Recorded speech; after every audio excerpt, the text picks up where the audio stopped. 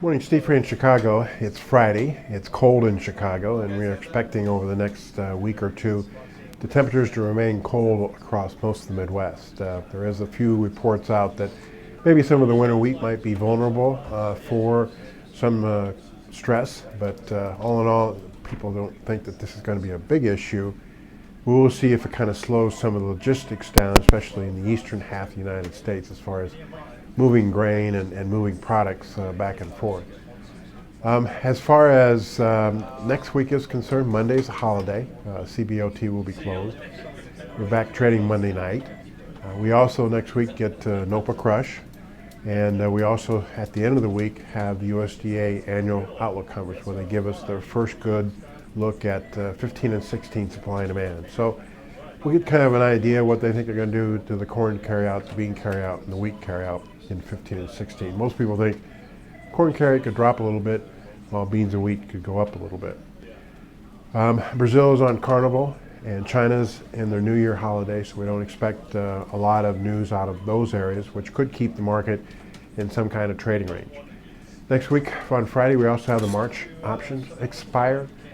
Most of the volume right now is in the 380 corn strike price, somewhere between $9.70 and the $10 soybean strike price, and between $5.30 and $5.50 as the wheat strike price.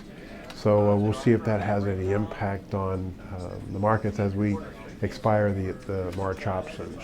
We're also seeing the March traders roll out of the March into the May. That should continue for a few more days, and then everything will be focused on the May contracts as far as support and resistance. We did hear one analyst yesterday telling farmers in Iowa that for corn, there might be a 10 or 20 cent downside risk.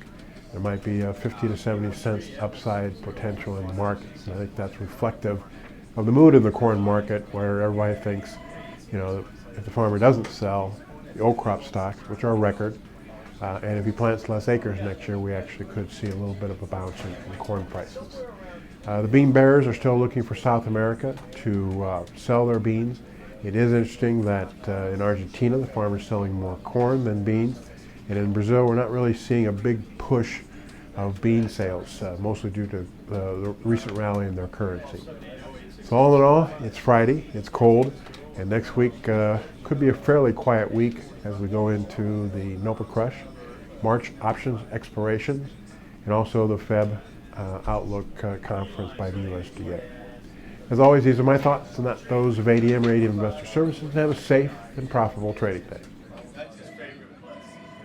She was at the football game last night. 25 and a quarter. UVA.